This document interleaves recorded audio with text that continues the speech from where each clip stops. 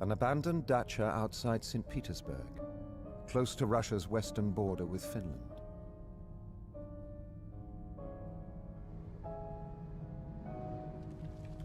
One revolution, several years of Red Army occupancy, and 90 winters have done their work here. The large safe on the first floor lies empty. But treasure hunters have torn up the music room, searching for something. This was once a comfortable home, and may indeed still have something to hide, for it belonged to a family whose name has echoed around the world.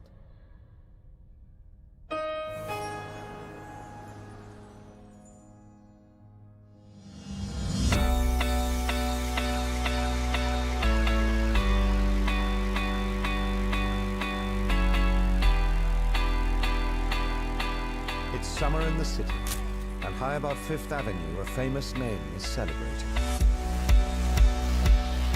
With millions of dollars of jewelry on display, the house of Faberge is irresistible to a privileged few.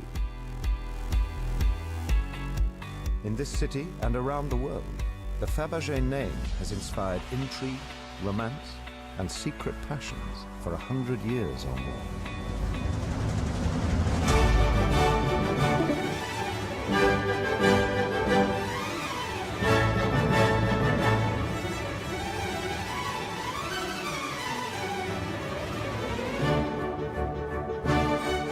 It's a story rooted in the imperial Russia of the Tsars, and it begins with one remarkable man. Peter Karl Faberge describes himself as an artist jeweler. His company produces perhaps 200,000 unique objects, including his famous Easter eggs, and launches his family name on an epic journey.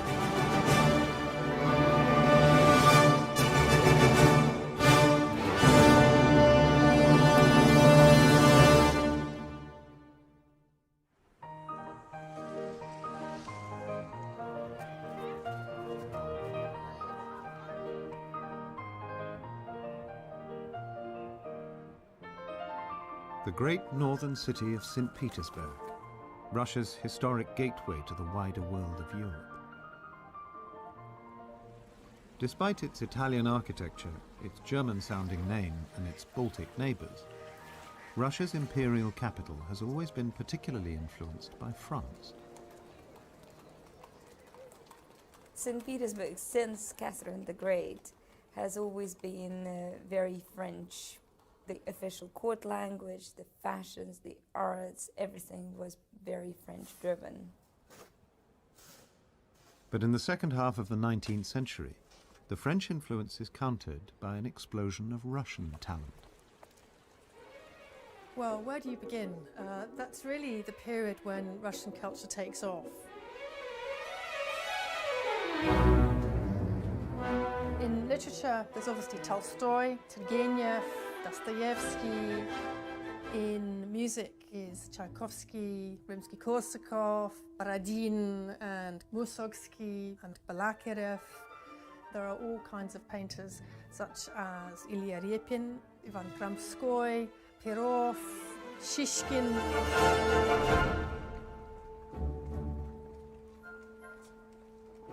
So this is the vibrant city and the very street that a young man called Karl Faberge calls home. He grows up in the 1840s and 50s, the first son of an immigrant French family with a small jewelry business. Karl Faberge was sent to Europe to do his apprenticeship. So he visited Italy, France, Germany, and upon his return, all these influences from Europe, from his travels, affected and inspired him in his later career.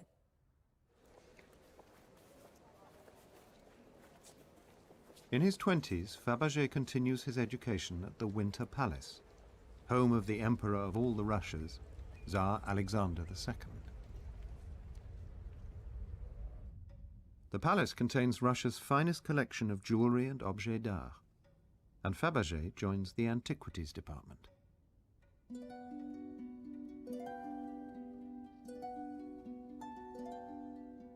He, in fact, was asked by the State Hermitage to assemble pieces which had been totally destroyed in the archaeological tombs.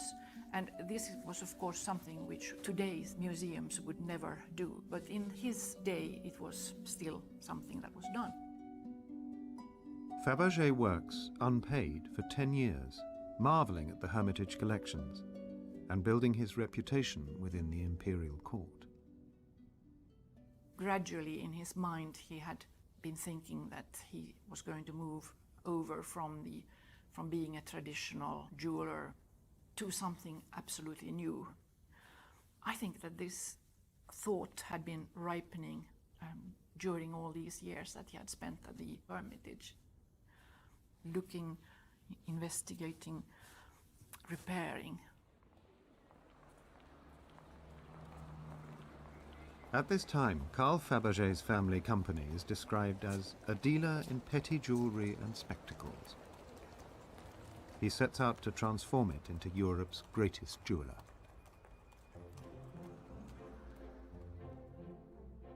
In 1882, Carl is joined by his younger brother Agathon, a dynamic young designer who has just finished his schooling in Germany.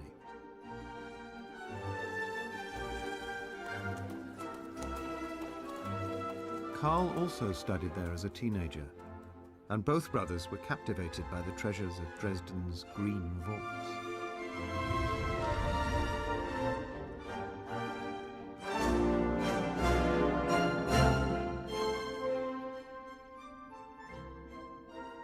These 17th century fantasies, bizarre creatures, bejeweled objects, wondrous eggs, have a peculiar fascination, then as now.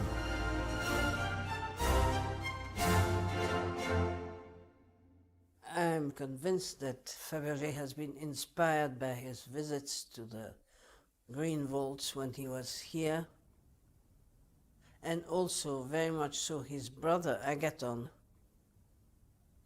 It was a mine of ideas here for those two young people interested in getting into the jewelry or goldsmith business.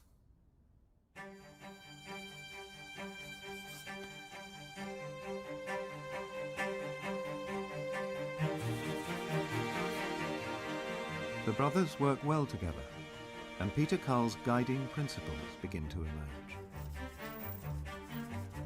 He was far more interested in the objects and the way they were made, and not in the value of the stones and the diamonds. And we actually know from one interview that he had that he compared himself to the competitors of Tiffany and Boucheron and Cartier. They are people of commerce rather than artist jewelers. I have little interest in an expensive object if its price is only in the abundance of diamonds and pearls.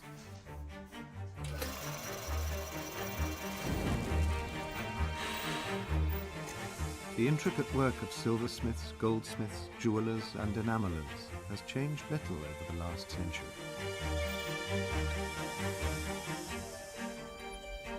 And these are the skills that Faberge gathers around him as he builds up his company.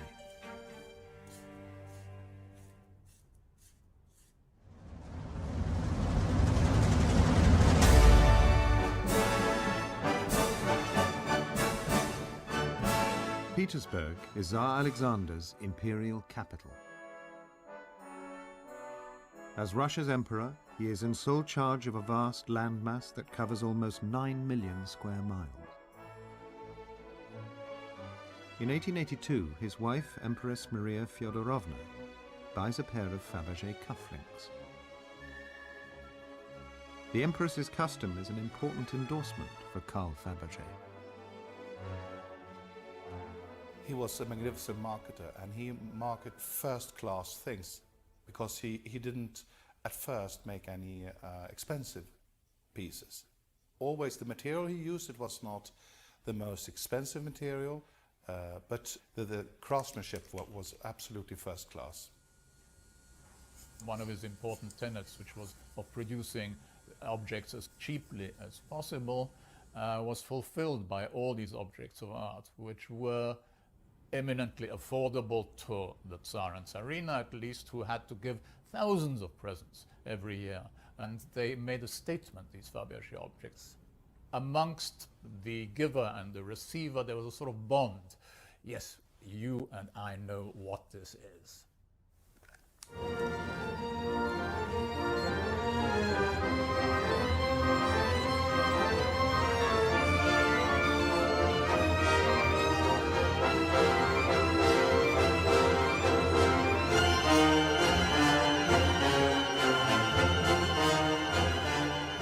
The quantity of gifts under Alexander III and Nicholas II is absolutely mind-boggling.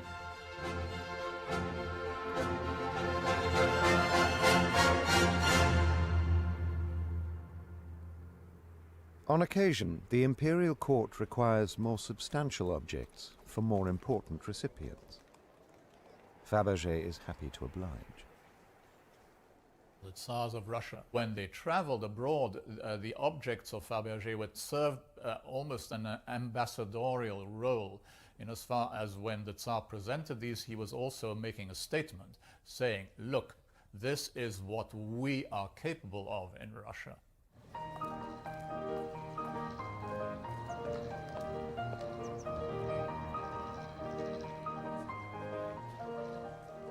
As he continues to build up his business with the imperial court and the Russian nobility, Faberge is inspired by the city around him.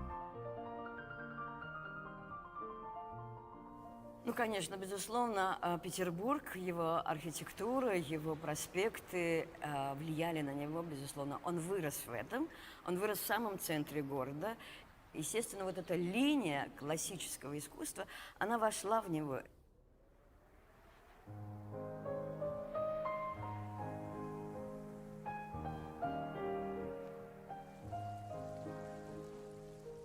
Another one which is also interesting is the color palette, I would say, because if you've been to St. Petersburg, and especially when the sun sets, the palaces are magically illuminated and you get these hues of peach colors and reds and sort of very, very, very beautiful rainbow colors.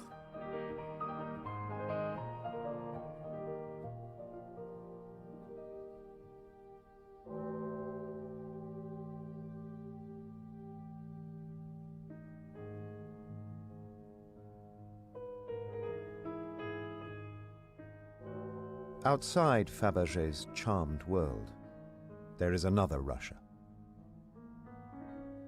Faberge's Russia you can characterize as this incredibly dysfunctional country which has this mass of very, very poor people who are living in grinding poverty.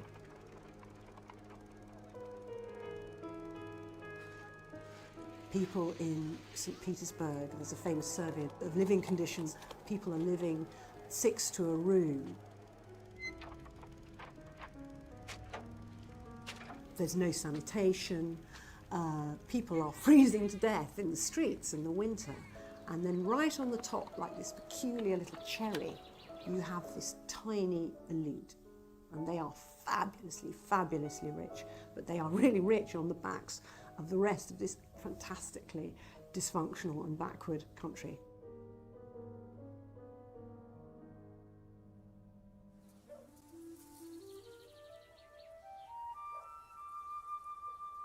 Back in the gilded world of the imperial court, the first Faberge egg appears in 1885.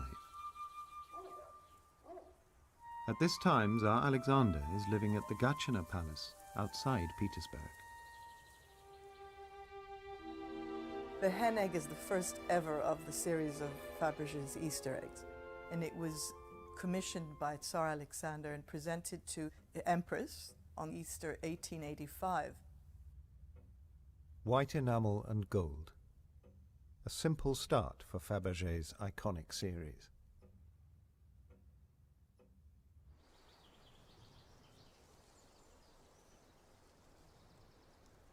Gatchina is also the starting point for an epic journey to be undertaken by the Tsar's son and heir.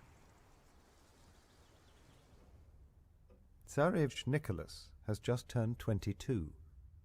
and this will be his first opportunity to represent the Russian court on a diplomatic mission.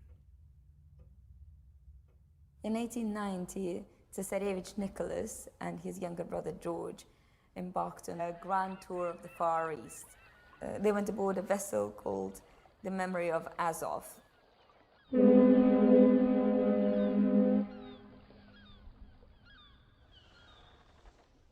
They started in Trieste and finished in Vladivostok, and the journey took almost 9 to 10 months.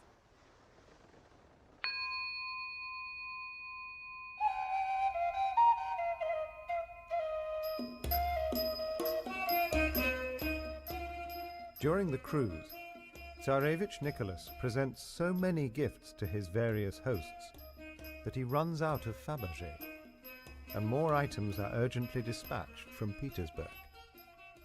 The Royal Court of Siam, nowadays Thailand, became most interested in Faberge products, and later on the Siamese court became one of the most prominent Faberge collectors and customers of the Faberge.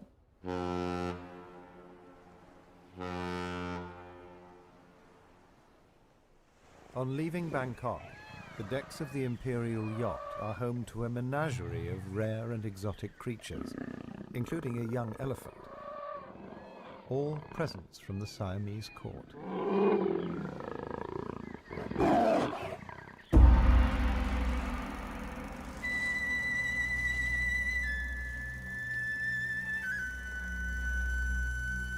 In China, Nicholas visits Nanjing and explores the Yangtze River.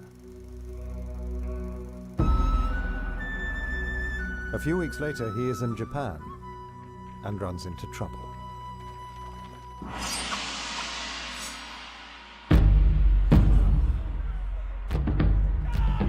It's often referred to as the Dotsu incident.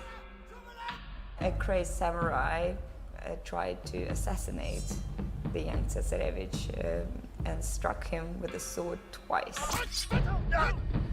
Luckily, Tsarevich survived.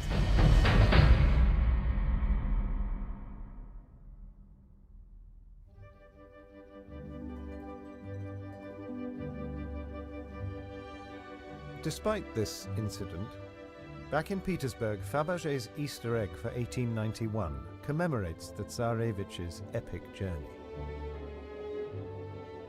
So the shell of the egg is made of heliotrope. It's a dark green stone, which is meant to remind you of the depths of the ocean, and applied with swirls in gold and set with diamonds. When you open the egg, an exact replica of the vessel made in gold comes out on an aquamarine plaque.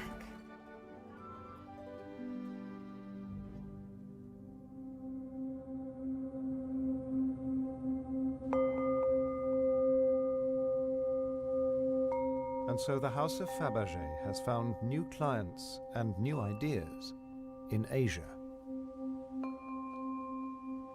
In particular, a carved stone study of chrysanthemums from the imperial court in Peking will directly inspire some of Faberge's most celebrated work.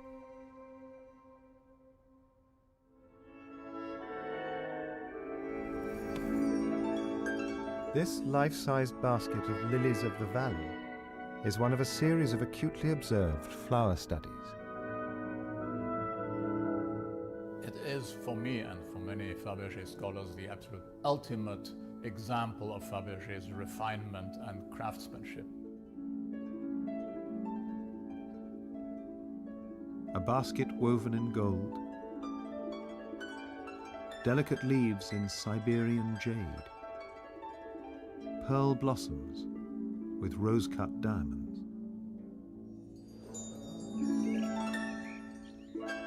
Many of Faberge's pieces are inspired by nature, from Japanese bonsai to native Russian flowers, violets, and cornflowers.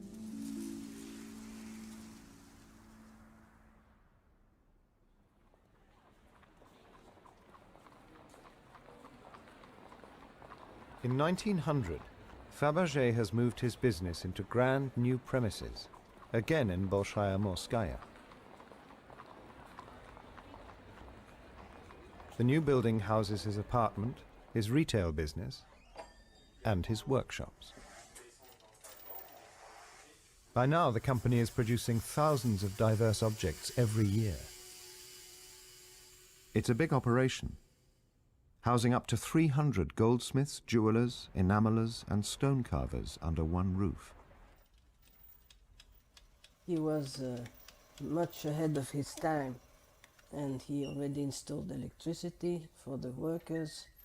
He had also a canteen, a restaurant where they could eat, and he had a house doctor who would look after them.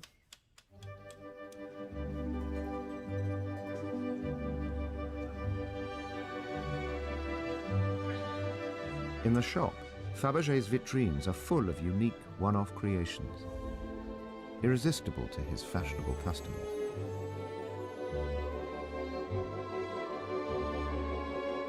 Every piece combines the skills of different craftsmen, and none more so than the famous eggs, Easter gifts for the Tsarina, often adorned with intimate family scenes and symbols.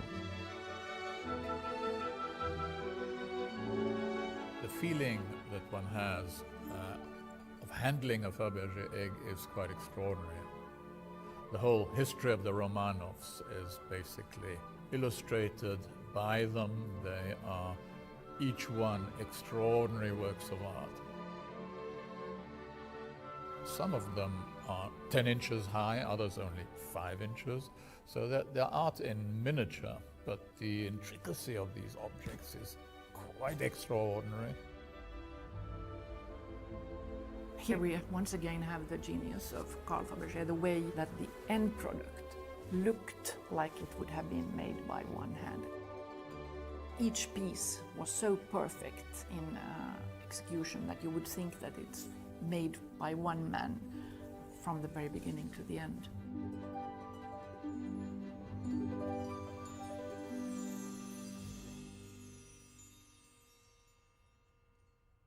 By this time, Carl Faberge does not make anything with his own hands, but he is involved in the design and creation of every piece, overseeing his workmasters, who in turn supervise their individual craftsmen. Carl Faberge had this extremely good idea, which was absolutely avant-garde, to organize his company so that his collaborators and his workmasters really should be motivated in their work. So what he did, he let his workmasters set up their own little firms. So each workmaster, in fact, owned his own little company. They were small companies under the umbrella of the Faberge company. On certain objects, Faberge allows his workmasters to place their own initials alongside the company stamp. Well, in most cases, you look at an item and you can tell who the workmaster is because they have a very specific style. You don't need to look at the hallmarks. You can tell whether it's Wikström or Perkin or Ruckert because they have a specific style. You can't compare it to anyone else. Finnish workmaster Henrik Wikström often uses pink enamels. This one is another example of work by Henrik Wikström. And this one is probably a little bit more typical with guilloche enameling. Sort of pink, very, very Wikström color. In fact, Faberge always hired primarily Finnish and Scandinavian workers, and very rarely Russians. He thought that Finnish were much better, much accurate in their work.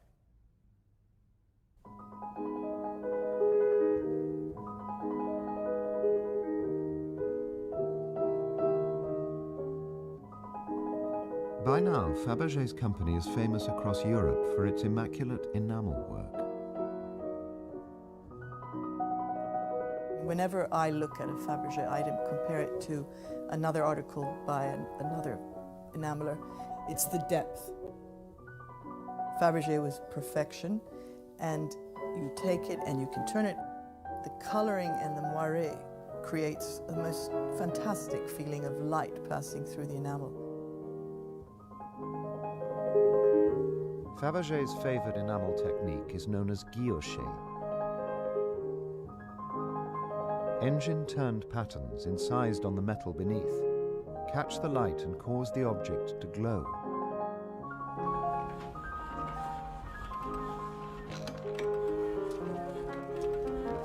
Creating the guillochage is skilled work, especially on a curved object.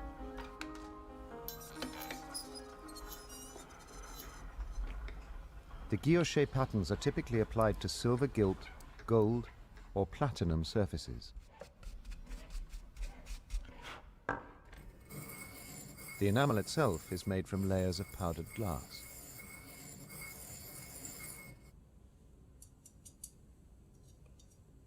Well, the enamelling itself is extremely difficult because you've got to get it just right. So basically you're putting enamel on and then it goes into the kiln, and when it comes out of the kiln and cools down, you get to this stage where the enamel is all mottled and you have to pumice the enamel to get it nice and shiny, and at that point you can see any of the imperfections. To achieve the impression of depth in the enamel, the process is repeated many times.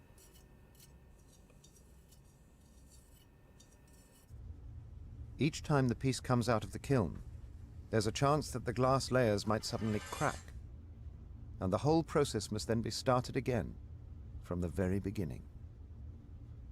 I think Faberge had, on average, about a 30% failure rate. And to create very clear, clean, pure colours is extremely difficult, and it's a real skill.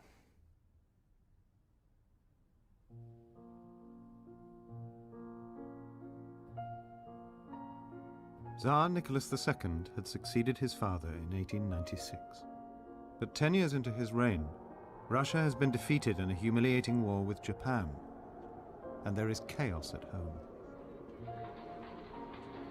Inflation is rising, the workforce is increasingly desperate, and a peaceful protest at the Winter Palace ends in tragedy.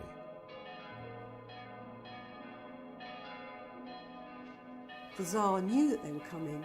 He had absented himself. He had given orders that if the crowd got difficult, it should be shot at. And indeed, the Russian soldiers shoot into the crowd, and at least 100 people were killed.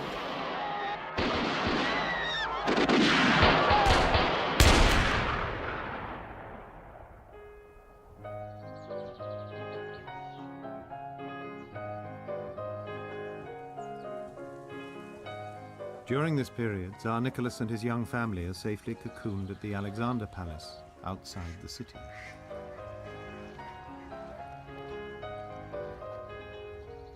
There's a really bizarre contrast between the fact that the Tsars publicly live on an absolutely absurdly grand scale.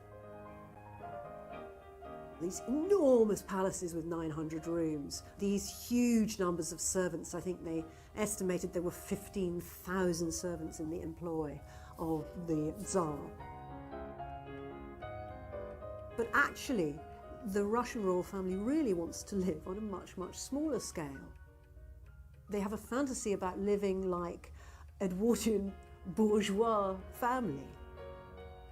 And Alexander was completely obsessed by the knick-knack. It's little jewelled frames, and it's sort of little trinkets and bits and pieces that she can lay out on her shelves and look at. Tsarina Alexandra, known to her intimates as Alex, has 4 daughters. But in July 1904, she gives birth to a son and heir, the Tsarevich Alexei. Faberge is inspired to produce the Cradle of Garlands Easter egg, a spectacular gift to celebrate a long-prayed-for event.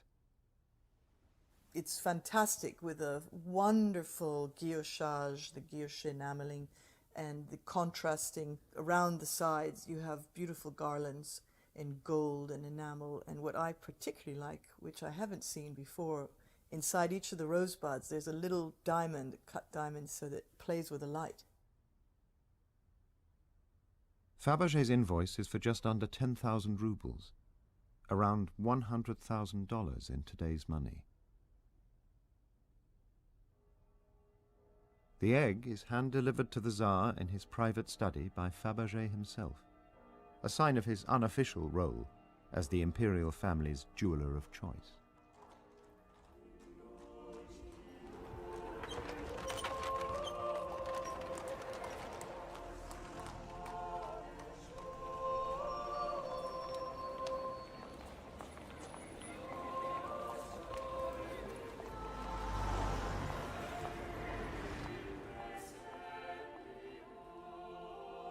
Faberge's first shop in London is established in 1903, with one important customer in mind.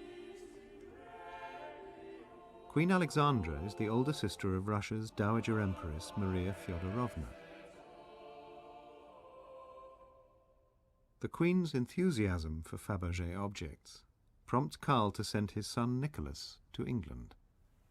Nicholas Faberge was my grandfather, and he went to London to oversee the family's business there and to conduct international sales.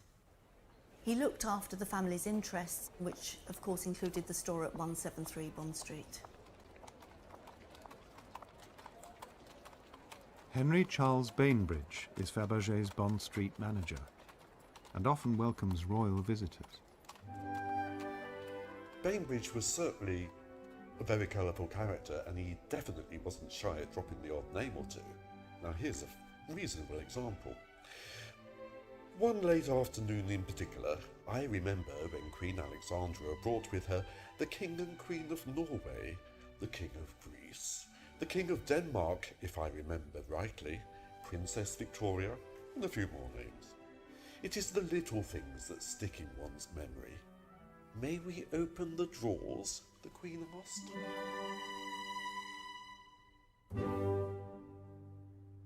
Queen Alexandra is captivated by Faberge's animal figures, in which the colours and textures of different minerals are used to great effect. It's an ostrich, one of 2 or 3 in existence. Queen of England, Her Majesty, has one. The body of the bird is in banded agate, so the bird is carved out of one piece of stone, which is so remarkable that Faberge is able to have the striations of the stone characterizing the bird in all its colors. The animal figures are hugely sought after. They are small, charming, and affordable to Faberge's smart clientele.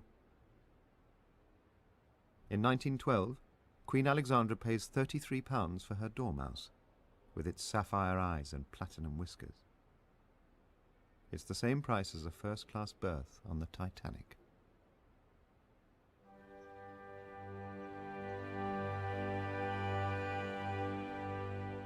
The animal figures find their way into some of England's grandest houses.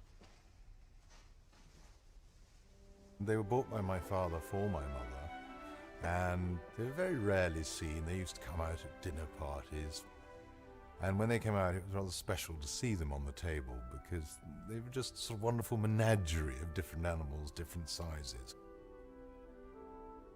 They're a bit like sculpture in a way. They're very tactile because they feel so beautiful and so smooth in certain cases. And of course when certain light catches them, they refract in a different way. They are fantastic. In more recent times, some of these pieces have been criticised as being in questionable taste. And I think people actually quite often forget that these objects weren't regarded as great works of art at the time they were made. They were personal possessions, they were fun things, they were the ultimate house party gift. So I think one can take things a little bit too seriously, and Faberge, I think, didn't take things always completely seriously. Sometimes you see objects which are more or less on the verge of what you could call bad taste. But we could use a metaphor of a circus artist who walks on a tightrope. He sways back and forth, but he never falls. And I think that this is very typical of Russian objet d'art. It never is really bad taste, but it's sort of just on the verge of being. In Edwardian high society, something exotic from Faberge is a popular romantic gift, often between secret lovers. Queen Alexandra's lively husband, King Edward VII, is a regular giver and recipient of Faberge pieces, including a spectacular cigarette case.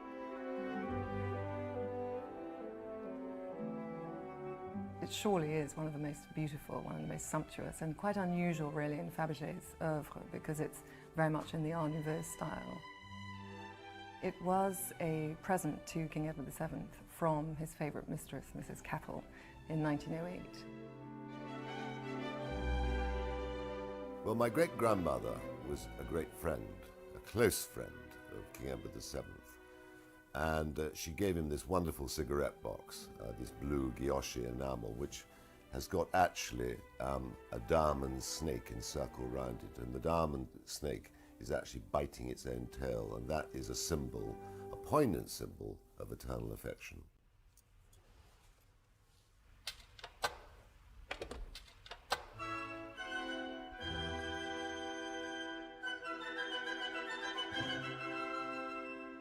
Faberge gifts were extremely emotional. It was all about the extraordinary, the personal engagement in the gift, the story that the jewel or the gift had to tell. There was a deep passion. We're seeing here an extraordinary series of mementos of an illicit love affair between an army officer and Princess Cécile Murat.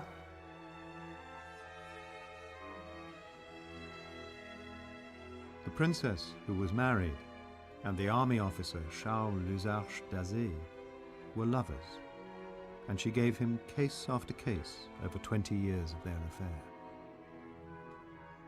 The map on this case describes a journey up the Nile, and it's been suggested that each gemstone marks a lover's tryst.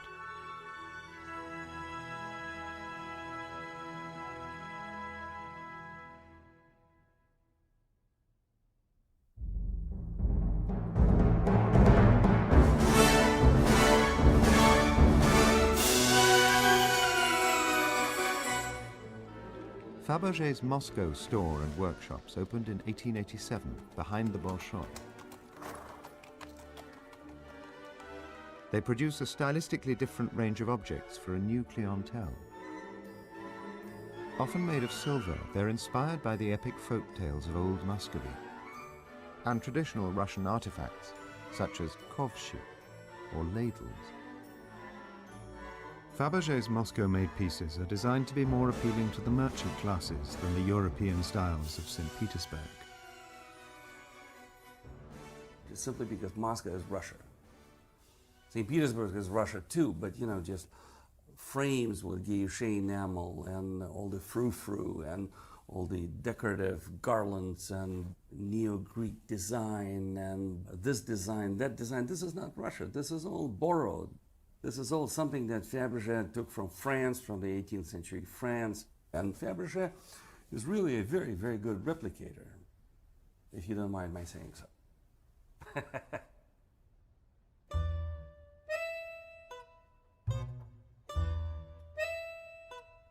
The designs of the Moscow-based workmaster Fyodor Rukot are the antithesis of Petersburg style.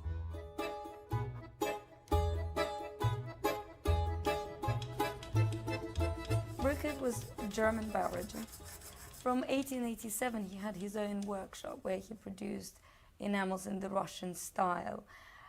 When the Faberge Moscow branch opened, he had his own workshop within, and he was the only workmaster who was allowed to put his name on the Russian cloisonné enamels.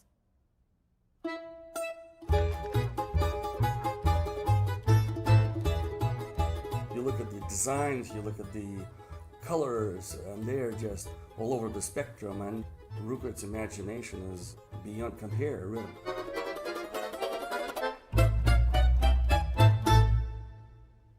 This is Russia. This is pan-Slavic design. Nobody has ever produced anything like that. That's the Russian spirit. That's Russia.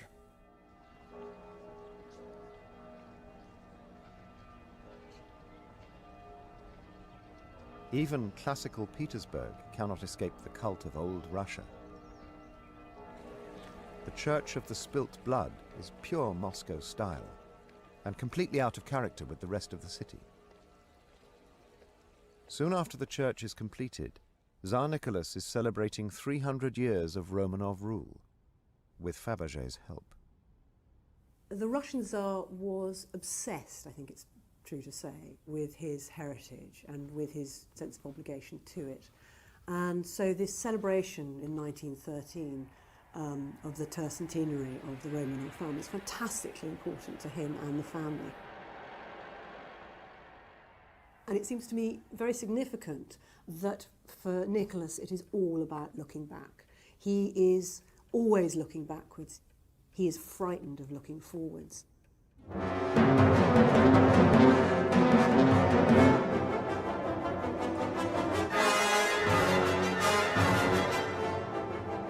But while the Romanovs look back, Russia's young artists are on fast forward. 1913 is really the annus mirabilis of the Russian avant-garde. It's a big year for all the Russian arts and totally independently of anything that was going on with the Romanov tercentenary. While Russia's avant-garde challenges the old order, Faberge continues to delight his imperial clients with his familiar neoclassical style. The colonnade egg is an Easter gift from Tsar Nicholas to his wife Alex, and will eventually come to the British Royal Collection. When you look at something like the 1910 colonnade egg, it's all about looking inward and it's all about looking backward, even though it's done incredibly beautifully. The whole thing is conceived as an allegory of the imperial family of Tsar Nicholas II and Tsarina Alexandra Fyodorovna, and they themselves are represented by the two platinum doves that sit at the base of the temple inside the colonnade. This seems to me, this is the art of a sort of end of the Ancien regime, a sort of decline of the Roman Empire kind of moment.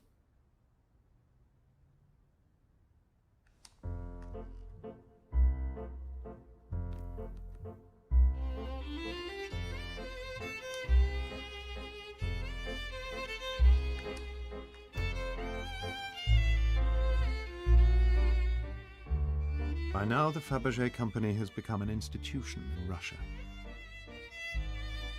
In its Moscow catalogue, prices range from 3 rubles, perhaps $30 in today's money, for a simple gold brooch, to about $15,000 for a Rukut vodka set. In 1917, it's estimated that the company has produced almost 200,000 diverse pieces. But only 50 of these are imperial Easter eggs.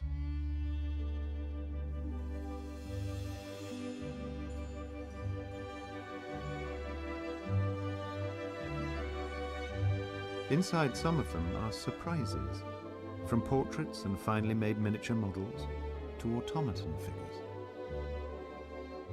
Take the peacock egg. The surprise in there is the most fantastic thing. It is a mechanical peacock that took 3 years to make. When it's wound up, put on the table, it struts around and opens its tail. Absolutely incredible.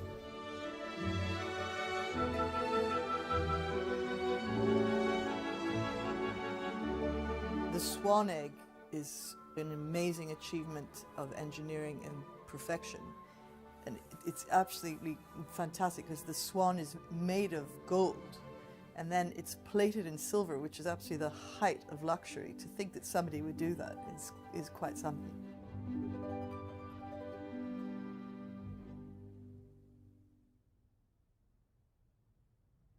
The mosaic egg is one of the last, given by Tsar Nicholas to his empress in 1914, and now in the Royal Collection in London. Well, I think it really embodies some of the most extraordinary craftsmanship seen in any of the 50 imperial Easter eggs, because the egg itself is formed of this platinum mesh, which was entirely cut by hand, and this forms the body of the egg, into which thousands of precious and semi-precious stones have been perfectly cut, polished, calibrated to fit into these tiny, tiny slots. And so you end up with this mosaic effect, as the name of the egg suggests. And inside the egg, when it's opened up, we see the surprise. And in this instance, it's an enamelled medallion on a pedestal, again, heavily set with precious and semi-precious stones. And enamelled on one side are the portraits of the 5 imperial children. So it's a really charming, extraordinary object.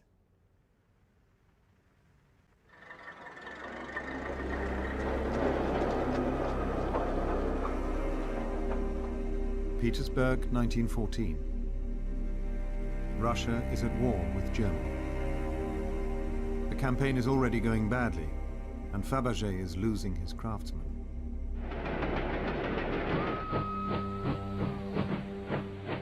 Unfortunately, when the war started, a lot of their workers were drafted into the army, and so, as they were not soldiers, they got killed very quickly.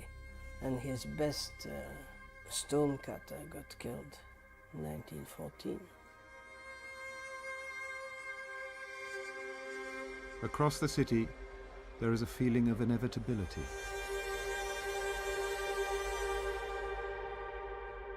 Wages are in free fall. The streets are packed with homeless. People are starving, freezing.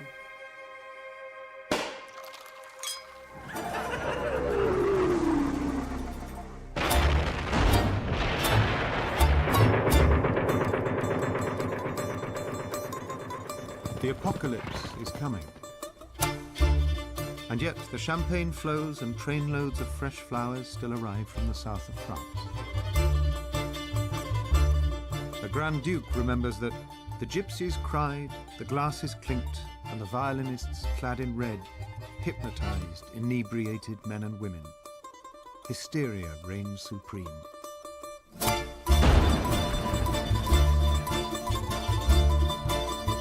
He's living in a fairy tale. People came and warned him and said, you know, it's all about to blow up. Things are a disaster, we're at cracking point. And he just sort of wouldn't acknowledge it.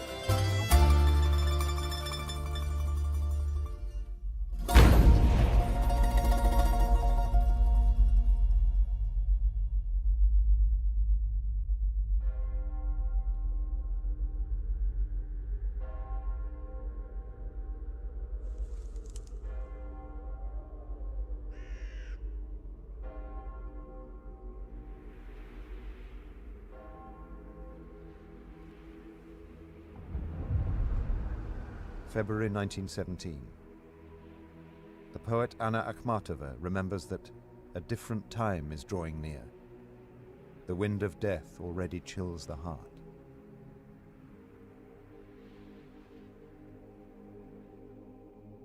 Three centuries of Romanov rule are swept aside by the revolutionaries. In a bloody 10-year period, war, revolution and famine killed 10 million Russians. The Tsar and his family are executed in a basement in Ekaterinburg.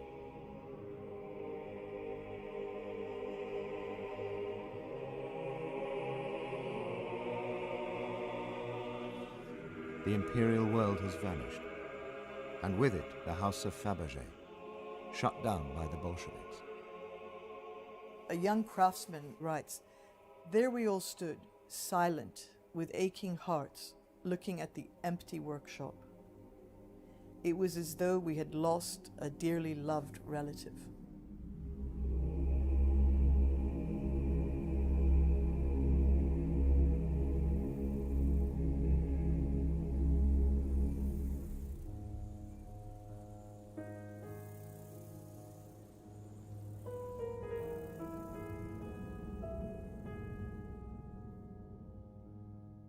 Outside Petersburg, the Faberge dacha is looted and repeatedly vandalized.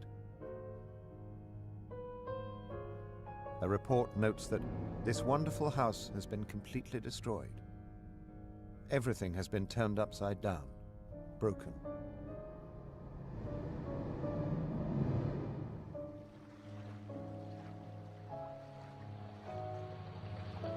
Faberge and most of his family flee Russia and make their way to Lausanne. At the age of 74, and murmuring, "This is life no more," Carl Faberge dies, broken-hearted.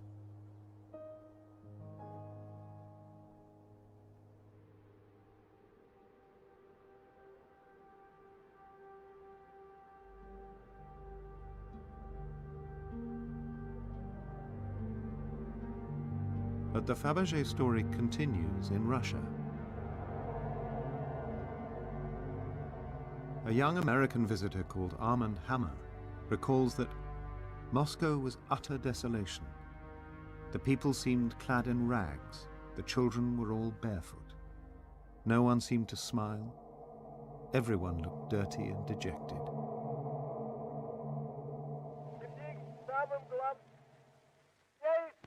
The new Soviet government is in urgent need of money.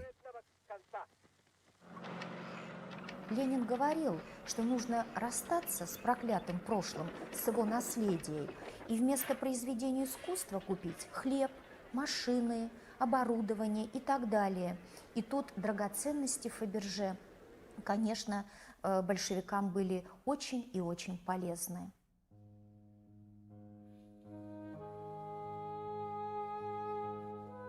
The Soviet government is valuing confiscated Romanov treasures, including Faberge pieces, at the Kremlin armory.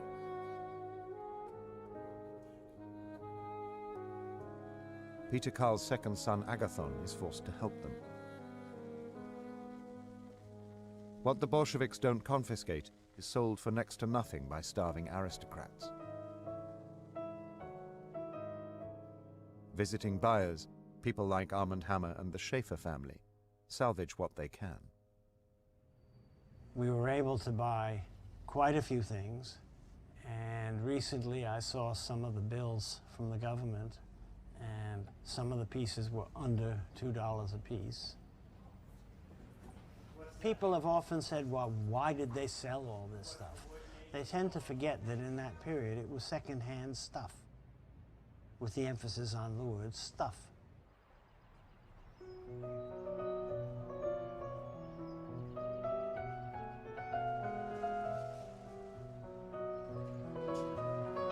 Many of those pieces find their way to Paris, where the famous À la Vieille Russie shop attracts a stream of glamorous visitors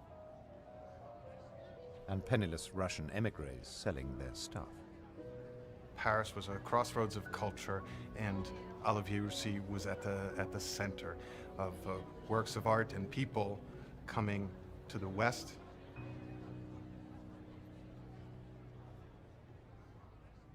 And one of the key witnesses we have to what was happening then is our guest book, or livre d'or, from that time, where we really see strong evidence of the former Russian royalty.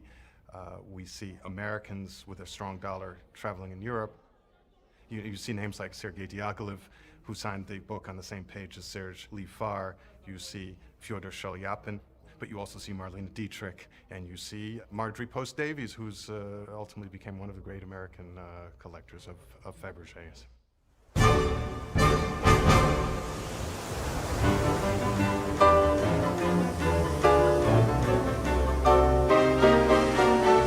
And so the Faberge story reaches America, swept in with a tide of Russian immigrants. The American public are already entranced with tales of the Imperial Romanovs and their tragic fate. I think that the tale of the Romanovs, the deposition, the assassination, the exile of many of the Romanovs, was widely reported in the world press and certainly in the American press. These individuals held a great fascination in the West, who did not have a royalty, who did not have this form of elite. The association with the Tsar and his family and their tragic end, I think, always resonated. I mean, you look at the objects and you see Rasputin, you see the cellar in Ekaterinenburg, you can't help but associate their sad fate with these absolutely gorgeous objects, which are still here to give us pleasure today, but didn't get to give them pleasure for too long.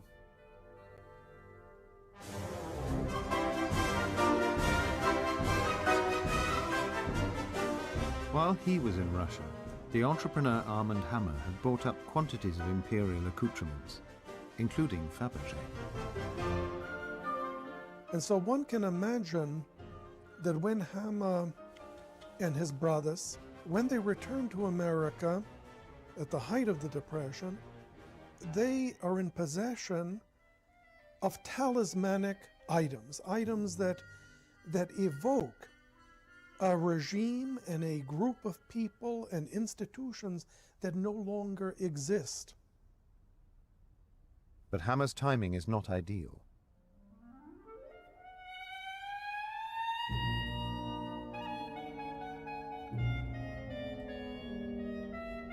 As one writer recalls, Armand Hammer returns to a New York described as a scene of stockbrokers jumping out of windows. Nobody wants a Tsarina's ruby-studded swizzle stick. Nonsense, Hammer says, and he's proved to be right.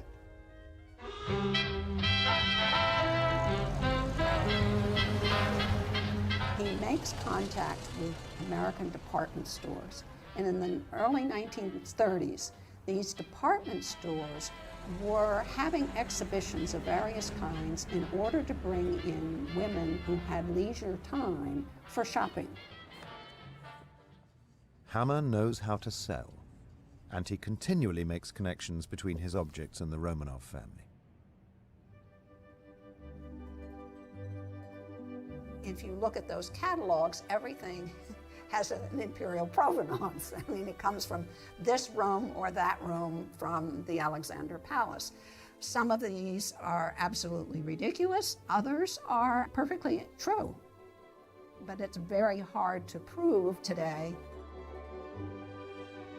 An imperial egg for $18,000? A tiny hard stone elephant from the rooms of Grand Duchess Olga for $75? Or a cigarette case at $225 from the Tsar's room in the Alexander Palace. Armand Hammer has it all, and a new fascination for Faberge has taken hold in America. Lillian Thomas Pratt and Marjorie Merriweather Post are two of Hammer's most avid customers.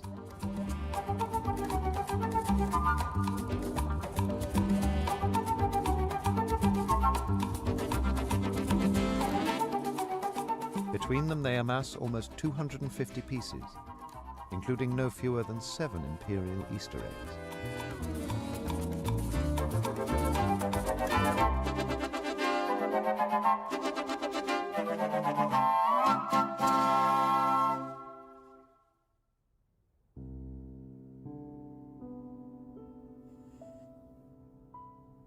Mrs. Pratt is particularly interested in Faberge with imperial provenance.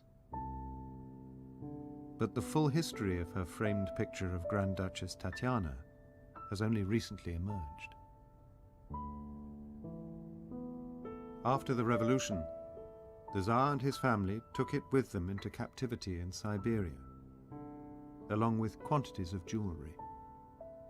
We know that the young Grand Duchesses and the Empress had sewn their diamonds into their bodices, so much so that the bullets ricocheted off these things, and the soldiers were terrified that they couldn't kill the young Grand Duchesses. But everything, all the rest of the things that they had with them have disappeared. This is the sole survivor.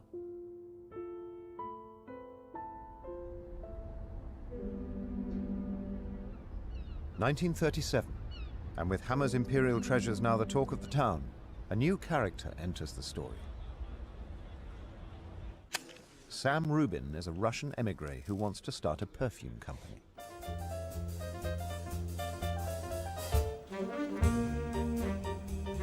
And Rubin didn't know what to call it. So he went to his friend Armand Hammer, who had spent many years in Russia. He said, "What should I call the company?" And Hammer said, "Faberge, of course." And so Faberge was incorporated in 1937.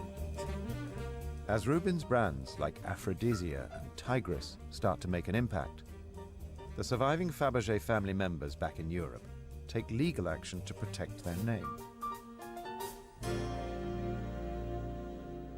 This leads the young Tatiana Faberge to regret having her famous surname at all. I was fed up with it completely. I didn't want to hear the name anymore. Of course, all those lawyers cost a lot of money, and we didn't have any money, so we were always in debt, and that was not very amusing. I hear tell men are such animals. Well, listen to what this tigress can tell. Start stalking and see. Go on, set yourself free. You'll be ready to sing like me. Say, here comes the tigress. Here comes the... Reuben eventually settles for $25,000. 12 years later, he sells the company for $26 million. Here comes the tigress. I told two friends about Faberge organic shampoo. And we told two friends. And so on, and so on. Through the 1960s, 70s and 80s, the name Faberge is everywhere. Cream Rinse Conditioner by Faberge. Faberge organic shampoo. The company is now making some of the world's most famous brands, backed up with some provocative marketing. But nothing beats the great smell of fruit. Nothing beats the great smell of brute.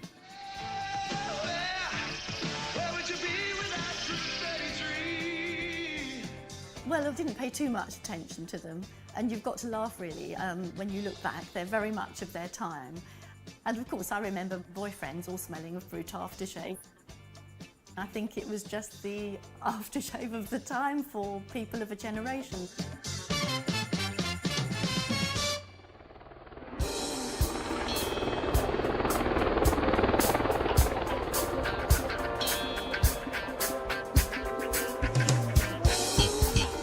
Racy glamour continues at the time of the 1974 Monaco Grand Prix, when a Faberge egg makes a surprise appearance.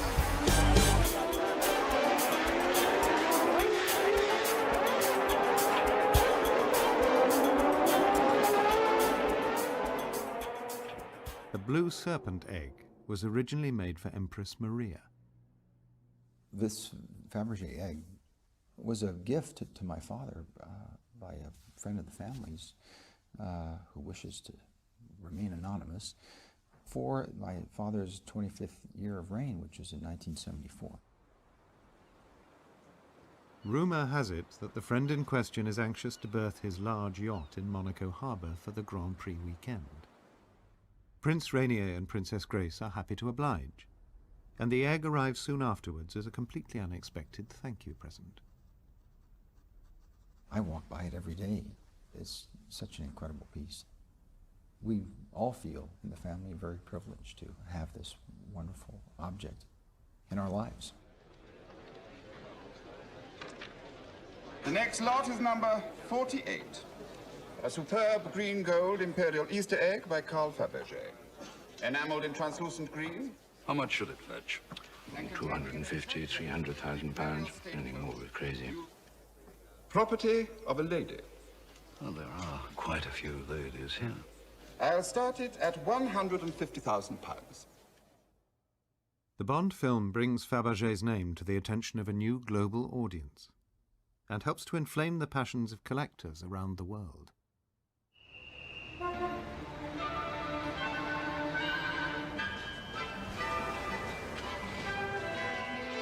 Malcolm Forbes is the flamboyant publisher of Forbes magazine in New York City. He buys his first Faberge egg at auction in 1965 for a then record price of $50,000, winning a bidding battle with the dealer Alexander Schaefer. I was ready to lynch him when I found out he was the guy that had run me up to 45,000. But as a result of that, he considered me a serious collector. He took me back to his shop with him, opened his safe, and showed me the orange tree egg. He had 3 imperial eggs in the safe. Mr. Schaefer showed him a number of other really rather wonderful imperial Easter eggs, and my father couldn't resist. So he said yes to far more than he could afford. We have a bead on the ones that are around. We have a bead on them, but we don't have we don't have them in hand. We just know who we're waiting for either to drop dead, go broke, or sell their egg. Over the years, Forbes collects a full dozen eggs and hundreds of other Faberge pieces. His spectacular collection will eventually be bought by a Russian oligarch for a sum rumoured to be north of $100 million. 3,000 separate translucent digital slivers instead of the 1,000 I thought it would be. Hollywood's fascination with Faberge continues with a hologram of one of the Forbes eggs taking centre stage. Recreating the lighting conditions was a pain in the ass because it's a mixture of tungsten and real light, but I think the familiar attractions of Faberge, rarity and value. 8 million. Any more at 8 million pounds? At 8 million pounds. And selling it, fair warning, sold for 8 million pounds. Thank you very much indeed. Sold another egg, originally made for the Rothschild family, to another Russian collector.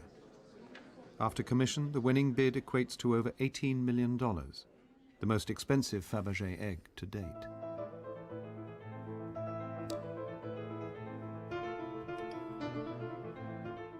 The value of these eggs today is extraordinary. Some of the Faberge eggs would today, if offered at auction, be worth up to 30 million. Lot 164 is a Chalcedony model of a sow by Faberge. 14,000 if you would please for the pig. 200,000. Coming back in at 600,000. While eggs are always in short supply, today's Faberge collectors have much to choose from, like Russian sales in Europe and the USA. 75,000. 600,000. 80,000 pounds. 5 million. 818, 800,000.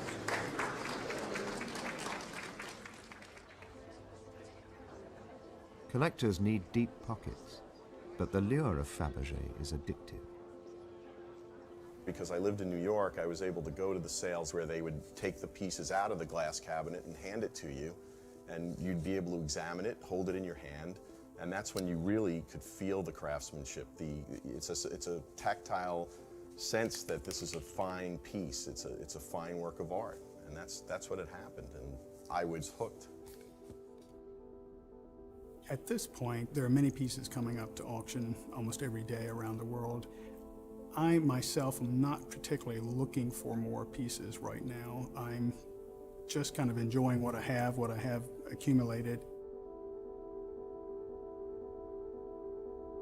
In the animals, I think you have the most humor of Faberge, because every animal has a different twinkle in his eyes. Really, you see, and it's you can look at the animal from all parts, and you will always see the life. And I think this is a great, great gift.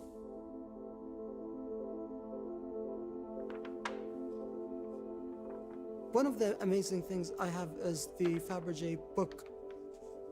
It basically has all the Faberge designs.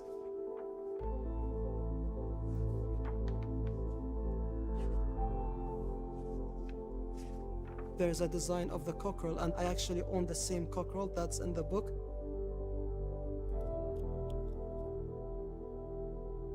And it's one of 4 books. Mine is the only one in private collection.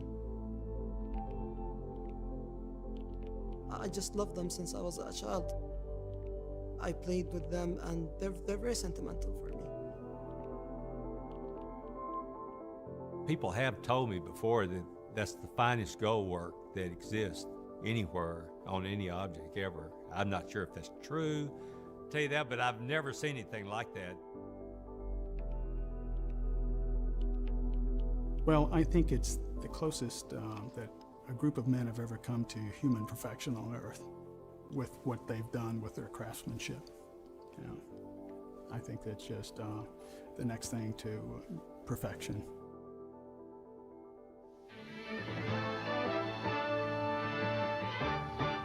And we'll go on our own Easter egg hunt as we check out some modern versions of the Faberge egg. Just in time for By the beginning of the 21st century, questions of fine workmanship are forgotten. Actually, I think my favorite here happens to have a miniature palm tree inside. This is really the perfect gift for someone who has everything and appreciates the wit and whimsy that was Faberge's signature designs. The Faberge name appears on a bizarre assortment of items. Even loo cleaning products that include it in their small print.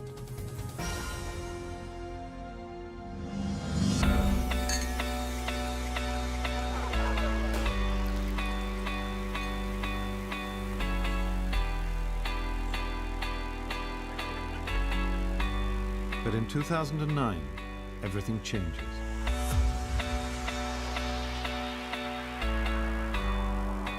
A group of investors buys the worldwide portfolio of Faberge trademarks and licenses and sets out to restore the brand's dignity. Peter Carl's great-granddaughters, Tatiana and Sarah, join forces with the new company. The intention is to resurrect Faberge as a fine jeweler.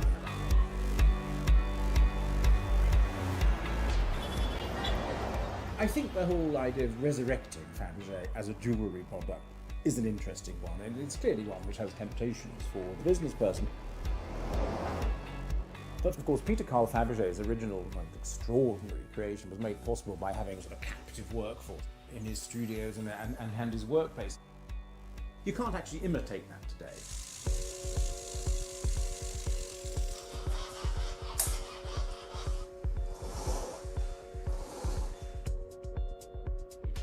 Well, I can say we're doing it.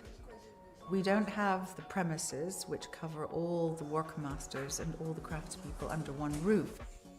But we do have extraordinary craftspeople. And I think as jewelers, as legitimate heirs of Faberge, we are custodians not only of Faberge's art, but the art of making beautiful things.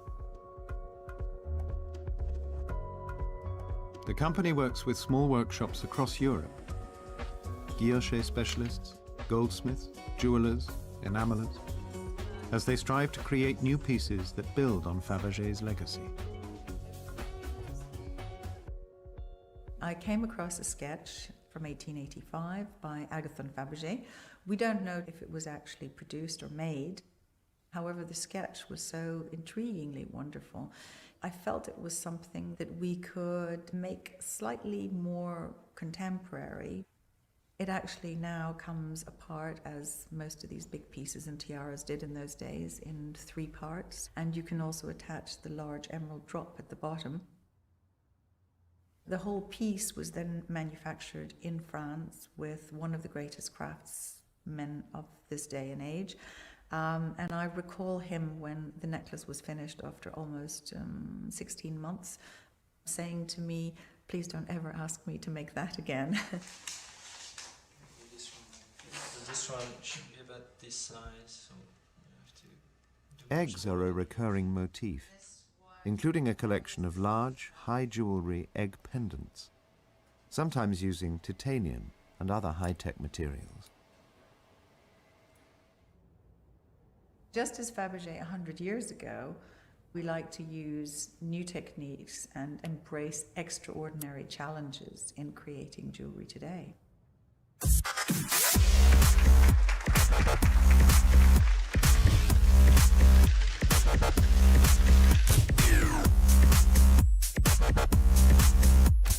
As Faberge inspires a new generation of fashion designers, the new company ramps up the glamour in a crowded luxury marketplace.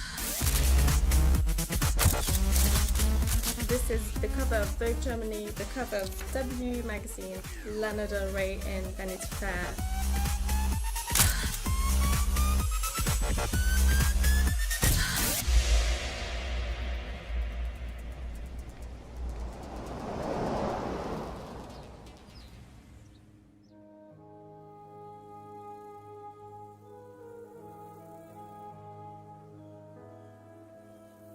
While the new company looks to its future, the search goes on for missing treasures from Faberge's past, sometimes with spectacular results.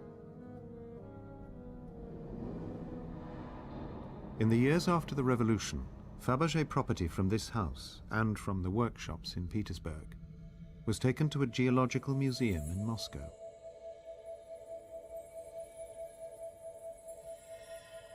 Among the cases of mineral samples, there are intimate reminders of the old Faberge company, cut stones, a sample case of miniature eggs, and behind the scenes, a little used safe.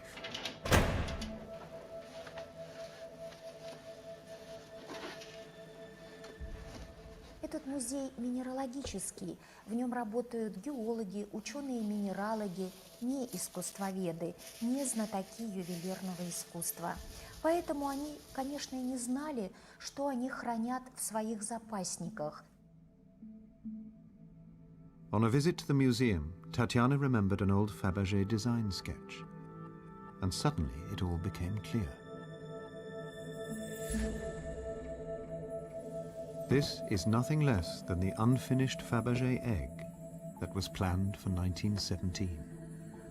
Это яйцо предназначалось в подарок Александре Федоровне и было посвящено ее сыну, цесаревичу Алексею. The blue orb was to be studded with diamonds to represent the constellation of Leo, under which the ill-starred Tsarevich was born.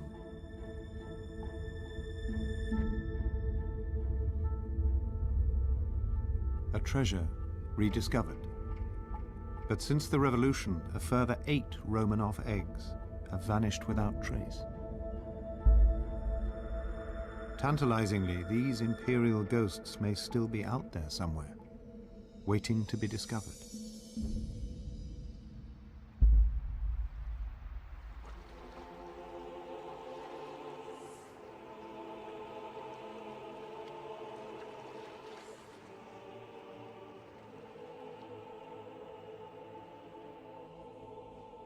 In the present day, the Romanovs are not forgotten. At the Cathedral of Peter and Paul, they queue patiently for a glimpse inside a small side chapel. Here are the remains of Tsar Nicholas, his wife, and his children. The family now revered as saints by the Russian Orthodox Church. Romance, I think, is the word we have to use. It's a very romantic family, beautiful family of the Tsars and Tsarina and the tragedy that befell them all.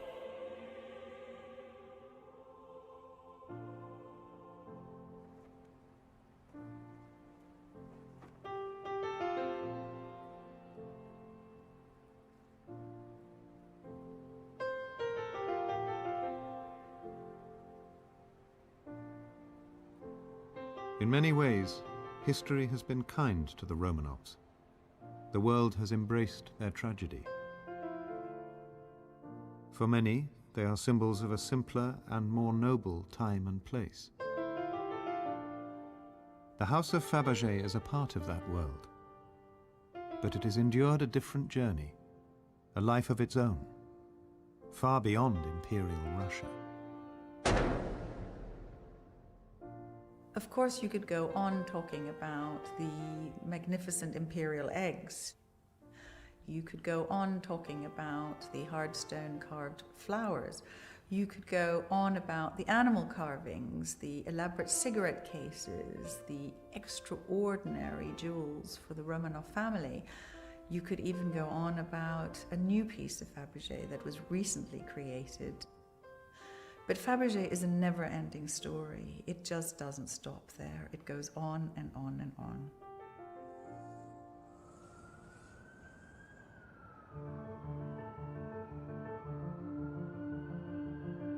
The story draws to a close with spectacular objects from the company's future and its past. It's more than 100 years since Carl Faberge made his last imperial egg, but his spirit lives on. This is the newly created Peacock timepiece. The watch, with its ingenious tail mechanism, has been awarded the Swiss watchmaking industry's highest honor.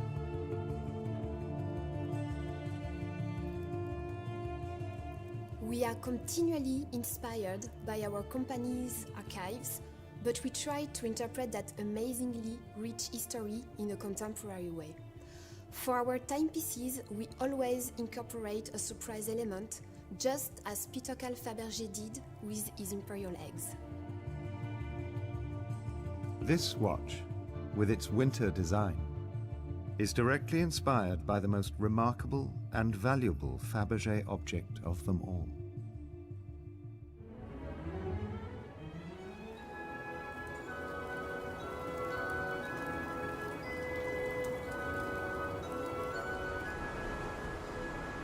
The winter of 1911 is exceptionally harsh in Petersburg, but the patterns on Faberge's frosted workshop windows delight a young woman called Alma Peel.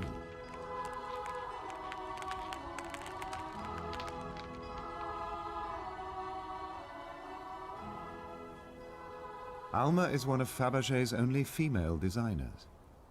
Aged 23, she is asked to design the imperial egg that will be presented to the Dowager Empress Maria Fyodorovna for Easter 1913.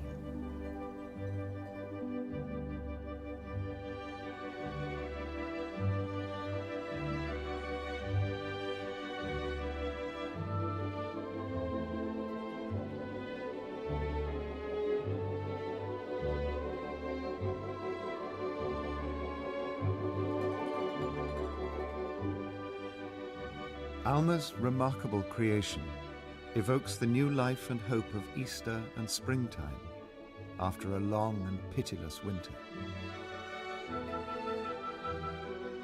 The thaw has begun, but there are still patches of hoarfrost.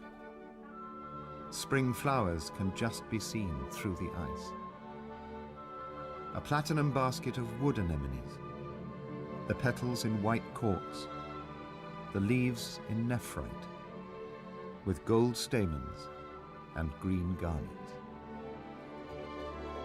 The base and the egg itself are in rock crystal, a miracle of craftsmanship, with delicate engravings, and finely frosted with platinum and rose diamonds. Alma Peel's creation is called simply the Winter Egg. At the time, it is the most costly of all of Faberge's imperial eggs. And for many, it is still the single most spectacular object ever produced by the company. For now, it remains in a very private collection. And so the Faberge story continues.